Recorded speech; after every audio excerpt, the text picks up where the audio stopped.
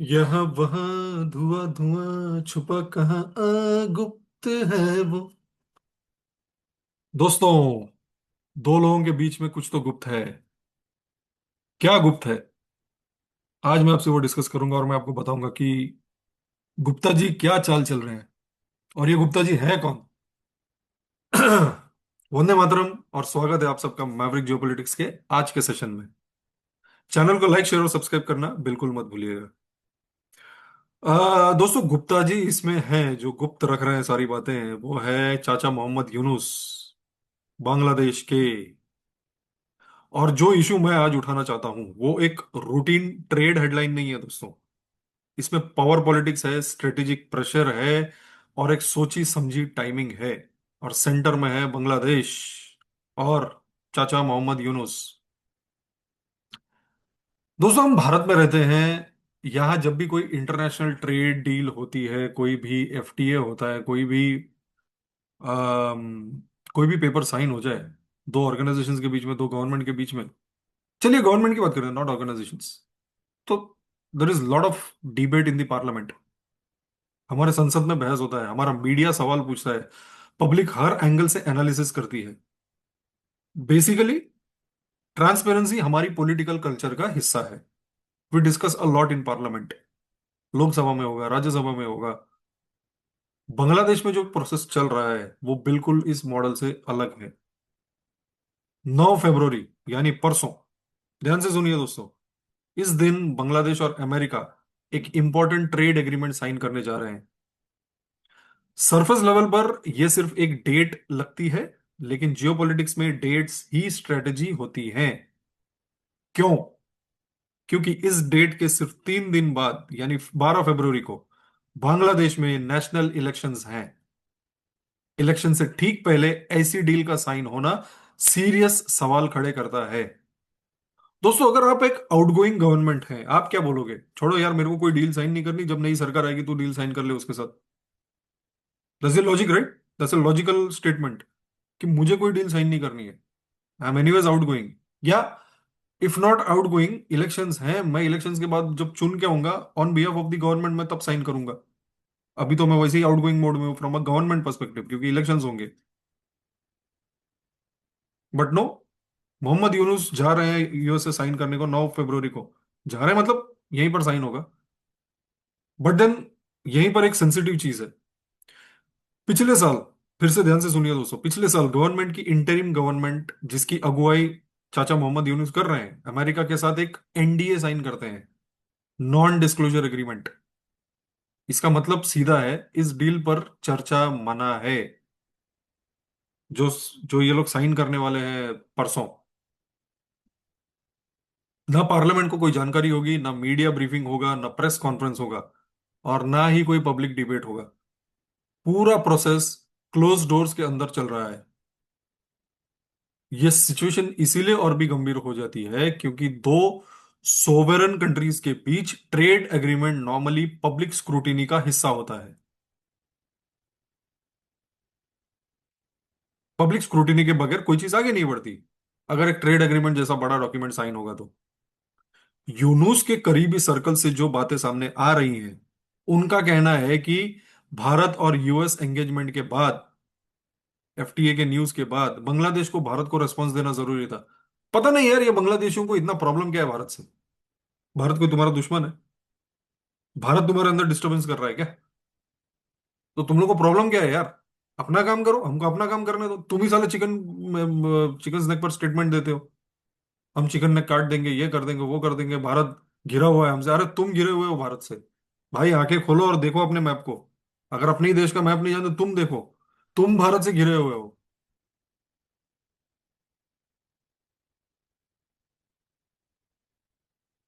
अभी बांग्लादेश ने सोचा कि बांग्लादेश को एक रेस्पॉन्स देना जरूरी था। इस आर्ग्यूमेंट में एक बड़ी खामी है और वो ये है कि अगर ये एक रिएक्शन होता तो पिछले साल एनडीए साइन करने की जरूरत क्या पड़ी? पिछले साल तो भारत और यूएस की डील नहीं हुई थी, लेकिन आपने पिछले साल एनडीए साइन कर लिया था अमेरिका के साथ। इसका मतलब प्लानिंग बहुत पहले से चल रही है। ये बात क्लियर है कि मोहम्मद यूनुस एक पावर वैक्यूम में काम कर रहा है, उसकी गवर्नमेंट टेम्पररी है, और उसे पता है कि उसके पास वक्त बहुत ही लिमिटेड है। इसीलिए प्रायोरिटी ये है कि असली कमिटमेंट साइन की जाए, ऐसी कमिटमेंट साइन की जाए जिन्हें आने वाली गवर्नमेंट, इलेक्टेड गवर्नमेंट ना कर सके, रिवर्स ना कर सके। अमेरिका का स्टैंड हमेशा क्लियर होता है। वो इलेक्शंस नहीं, सिग्नेचर्स दिखते हैं। पब्लिक डोमेन में जो सबसे ज्यादा हाईलाइट हो रहा है वो है टैरिफ रिडक्शन, 20 से 15%। हेडलाइन के लिए अट्रैक्टिव नंबर है, लेकिन मैन्युफैक्चरिंग सिर्फ टैरिफ के नंबर्स पर डिसाइड नहीं होती। Supply chain, energy cost, logistics cost, raw material access, बहुत सारे फैक्टर्स होते हैं। इस डील की कुछ conditions long term risk create करती है। पहली शर्त बताता हूं मैं आपको, ध्यान से सुनिए। बांग्लादेश को चाइना से इंपोर्ट्स कम करने होंगे और डिफेंस परचेसेस अमेरिका से बढ़ानी होंगी, जबकि बांग्लादेश के लिए कोई इमीडिएट मिलिट्री थ्रेट एग्जिस्ट ही नहीं करता। कौन है मिलिट्री थ्रेट उसका? 5% का तुम्हारा बॉर्डर म्यांमार से लगता है, और 95% बॉर्डर भारत से लगता है। भारत भारत ने तुम पे कभी हमला करने का बात किया है क्या? There is no threat perception from Bharat. And I am sure Myanmar का तुम खुद ही मैनेज कर सकते हो। But then why this is because America is trying to arm Bangladesh against India. वरना आप बांग्लादेश को अपने अपने मिलिट्री इक्विपमेंट्स क्यों बेचोगे भाई? दूसरी और सबसे गंभीर शर्त, इस एग्रीमेंट का वो हिस्सा है जो सीधे बांग्लादेश की रेगुलेटरी सोवरेनिटी को इंपैक्ट करता है। और इस शर्त के तहत अमेरिकन गुड्स पर बांग्लादेश के डोमेस्टिक क्वालिटी स्टैंडर्ड्स अप्लाई नहीं होंगे। ये सिर्फ एक टेक्निकल क्लॉज नहीं है, ये एक स्ट्रक्चरल डाइल्यूजन है। इसका मतलब ये है कि जो बेंचमार्क्स बांग्लादेश ने हेल्थ, सेफ्टी, एनवायरनमेंट और कंज्यूमर प्रोटेक्शन के लिए बनाया है, उन्हें इस डील के थ्रू कंप्लीटली हटा दिया गया है। इंस्पेक्शन राइट्स को प्रैक्टिकली पूरा का पूरा वेव ऑफ कर दिया गया है। You cannot inspect anything, you cannot check anything. Bangladesh के रेगुलेटर्स के पास ये अधिकार ही नहीं रहेगा कि वो अमेरिकन ओरिजिन के प्रोडक्ट्स को कोई क्वेश्चन कर सके, कोई चैलेंज कर सके, या लोकल कंप्लायंस में चेक करके उसे रोक कर रख सके। और इसका सीधा इम्पैक्ट उनके ऑटोमोबाइल्स, ऑटो कंपोनेंट्स, मशीनरी और कंज्यूमर प्रोडक्ट्स पर पड़ेगा। अमेरिकन व्हीकल्स, चाहे उनका इंजन स्पेसिफिकेशन हो, फ्यूल कंपैटिबिलिटी हो, एमिशन नॉर्म्स हो, या सेफ्टी स्टैंडर्ड्स, उन्हें बांग्लादेश के लोकल फ्रेमवर्क के अंडर इवेल्युएट ही नहीं किया जा सकेगा। जो भेजा जाएगा वो मार्केट में एंटर करेगा। अब इस अप्रोच का लॉन्ग टर्म कॉन्सिक्वेंस सिर्फ कंज्यूमर सेफ्टी तक लिमिटेड नहीं है। इससे डोमेस्टिक मैन्युफैक्चरर्स अनइवन कंपटीशन का सामना करेंगे। करेक्ट है, very logical. It is going to become uneven, right? क्योंकि उन पर लोकल कंप्लायंस का पूरा बोझ होगा। जो लोकली मैन्युफैक्चर्ड चीजें हैं उन पर कंप्लायंस का बोझ ज्यादा, अमेरिका से जो आएंगे उन पर बिल्कुल नहीं।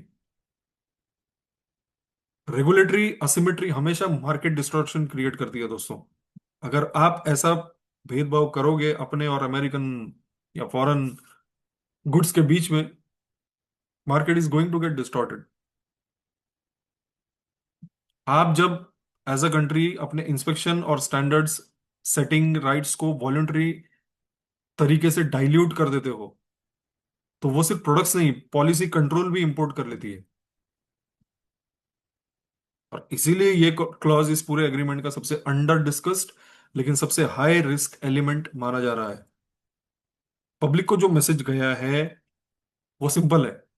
भारत का टैरिफ 18% है, हमारा 15%।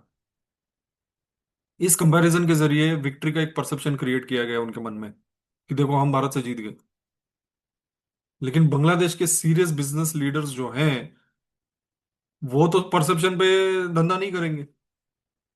Isn't it? You will be pragmatic, practical.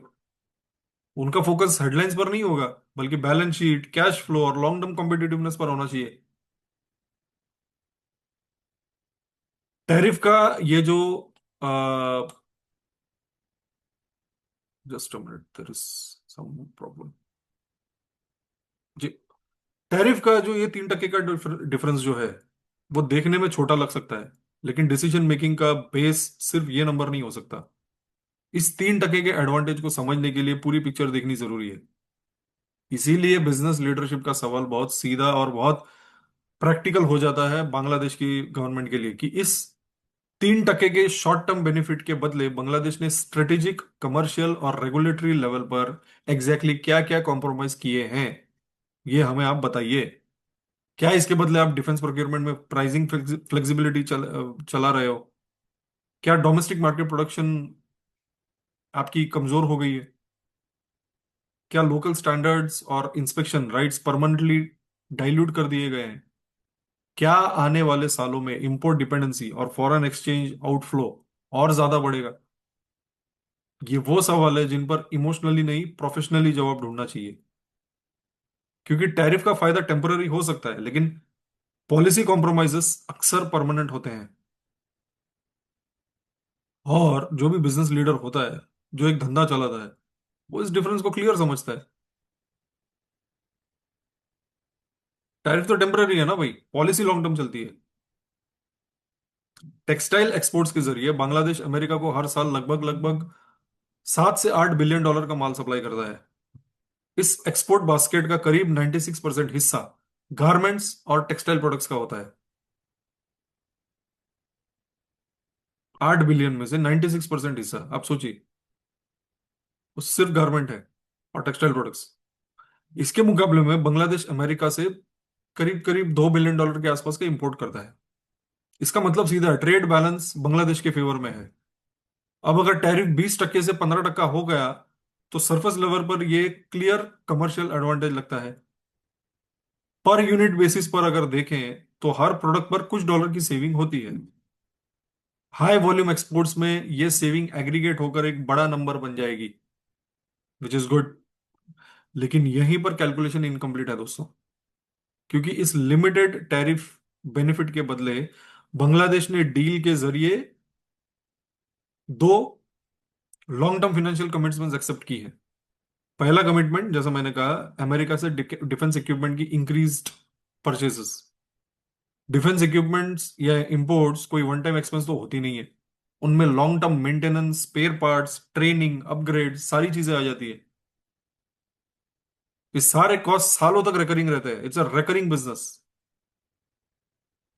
दूसरा कमिटमेंट, अमेरिकन गुड्स के लिए ऑलमोस्ट अनरिस्ट्रिक्टेड मार्केट एक्सेस, जैसा मैंने पहले कहा। इसका मतलब है व्हीकल्स, कंपोनेंट्स, मशीनरी और कंज्यूमर प्रोडक्ट्स का लार्ज स्केल इनफ्लो बिना लोकल रेगुलेटरी फिल्टर्स के बांग्लादेश के मार्केट में आएगा। इससे डोमेस्टिक मैन्युफैक्चरर्स पर प्रेशर बढ़ेगा, फॉरेन एक्सचेंज आउटफ्लो एक्सेलरेट होता है और इंपोर्ट बिल कंटिन्यूअसली स्वेल होता जाएगा बांग्लादेश का। सो आज जो बांग्लादेश ट्रेड सरप्लस में बैठा है, देखिए कल क्या होगा इस एग्रीमेंट की वजह से।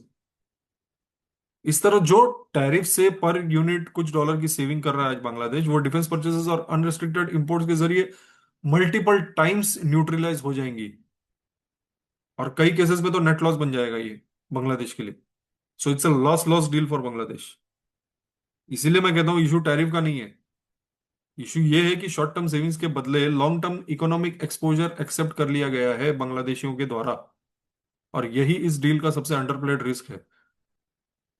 और इसी वजह से ये पूरा एग्रीमेंट जानबूझकर पब्लिक स्क्रूटिनी से दूर रखा गया।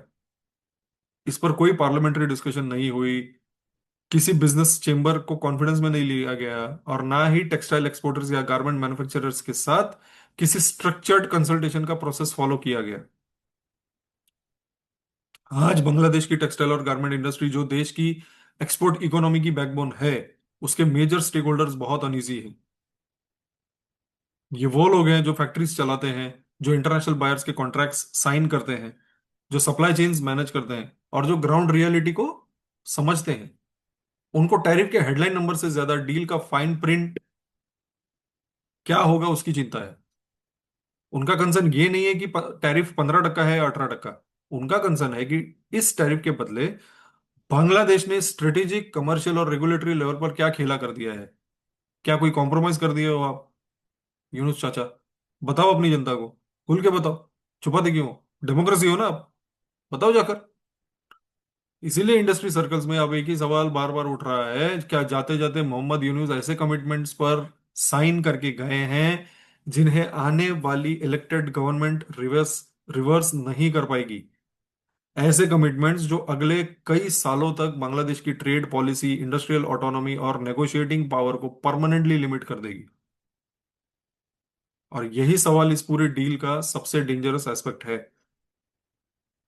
सो बांग्लादेशियों, ask questions to your government. सिर्फ एंटी इंडिया रेटोरिक चलाने से आप सुखी नहीं होने वाले। भारत को चार गाली दे दो, डू यू थिंक आपकी जिंदगी इंप्रूव होगी? और भारत को घंटा फर्क पड़ता है भाई, घंटा फर्क पड़ता है।